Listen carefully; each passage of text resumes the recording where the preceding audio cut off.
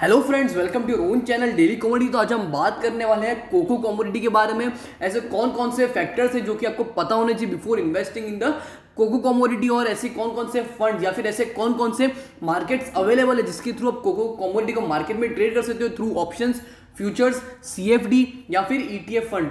तो आपको बता दूं कि अगर अभी तक आपने हमारे चैनल को डेट इज डेली कॉमोडिटी को आपने सब्सक्राइब नहीं किया हो तो चैनल को जरूर सब्सक्राइब कर दीजिएगा, ताकि हम आपके सामने हर कॉमोडिटी का डिटेल एनालिसिस ला सकें, एज वेल एज आपको कौन कौन से ऑप्शंस मार्केट में अवेलेबल है फॉर ट्रेडिंग आपके सामने आपको बता सके।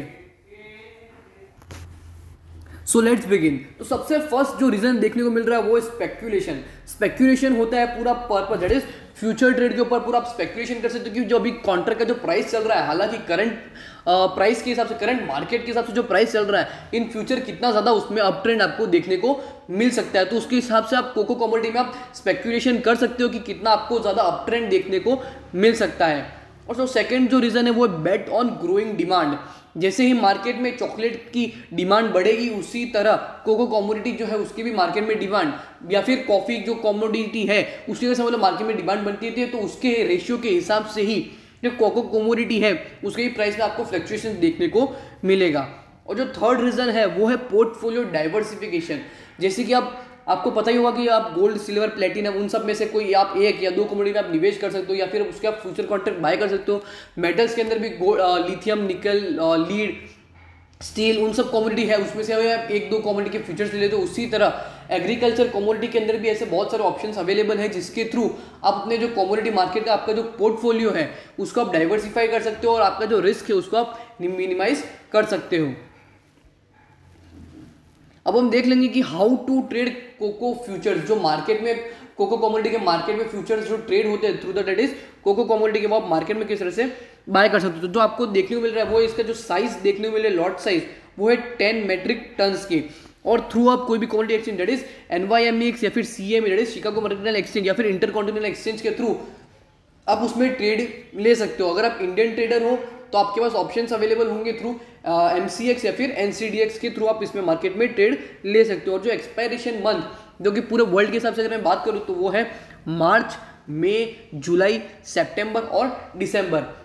सो फॉर एन एग्जाम्पल, अगर आप मार्च में आप ट्रेड ले लेते हो कि दैट इज जनवरी, फरवरी, मार्च, अप्रैल, मई 20 तक, सॉरी मई के एक्सपायरेशन के अंदर जो price of the contract of future, for example of cocoa commodity अगर समझ लो अभी मार्केट में करंट प्राइस है 1000 रुपीज के आसपास, और फ्यूचर ट्रेड ले तो that is from the prediction of date 1200, तो आप क्या बोलते हो कि उसका जो प्राइस है वो मोर देन 1200 जाएगा। तो क्या होगा, जितना 1200 से ऊपर उसका जो प्राइस जाएगा इनटू जो भी नंबर ऑफ क्वांटिटी होगी मार्केट में अवेलेबल, उसके हिसाब से आपको प्रॉफिट मिलेगा। अगर उससे प्राइस नीचे जाता है तो आपने जितना भी प्रीमियम पे किया है उतना आपका लॉस आपको बेयर करना पड़ सकता है।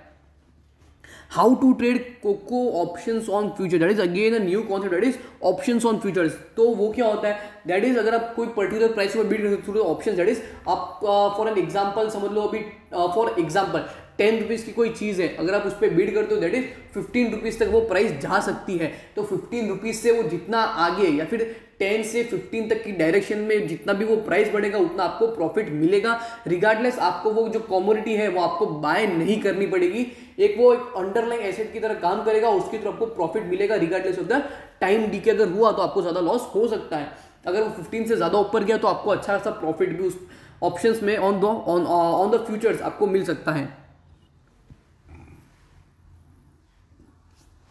How to trade cocoa ETF, that is ETF funds का हमने अलग से वीडियो बनाई है कि ETF फंड्स होता क्या, that is exchange traded fund.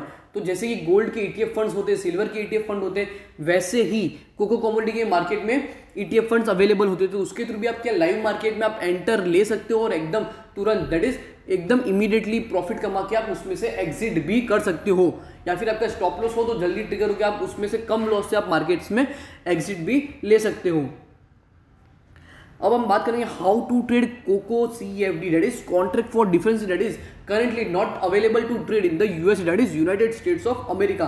That is again a new concept and a new concept through the markets, that is CFD, that is contract for difference। बहुत ही अच्छा कॉन्सेप्ट है, उसका भी वीडियो हमने अलग से बनाया, that is CFD होता क्या है। बट कोको कमोडिटी है उसके अंदर भी आप मार्केट में CFD ले सकते हो, उसके तो अच्छा खासा प्रॉफिट कमा सकते हो रिगार्डलेस ऑफ आपके पास मार्जिन कम अवेलेबल हो तो भी, और आपके पास जो ट्रांजेक्शन कॉस्ट होगा वो भी बहुत ही ज़्यादा कम लगेगा, और जो सर्विस है वो होती है 24/7, तो वो भी एक बहुत ही ज़्यादा अच्छा एडवांटेज आपको मिलता है कमोडिटी के अंदर निवेश करने के लिए। सो होप करता हूँ कि आपको जो हमने कोको कमोडिटी का जो हमने एनालिसिस किया वो आपको अच्छा लगा हो। अगर आपको वीडियो अच्छी लगी तो वीडियो को लाइक और शेयर जरूर कर दीजिएगा, और अपने दोस्तों के साथ शेयर करिएगा जो कि कमोडिटी मार्केट में एंटर करना चाहते हैं वो। अगर आपको वीडियो अच्छी लगी तो कमेंट सेक्शन में हमें जरूर बताइए कि आपको वीडियो कैसी लगी हो।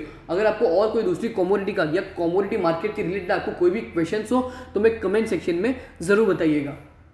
Thank you.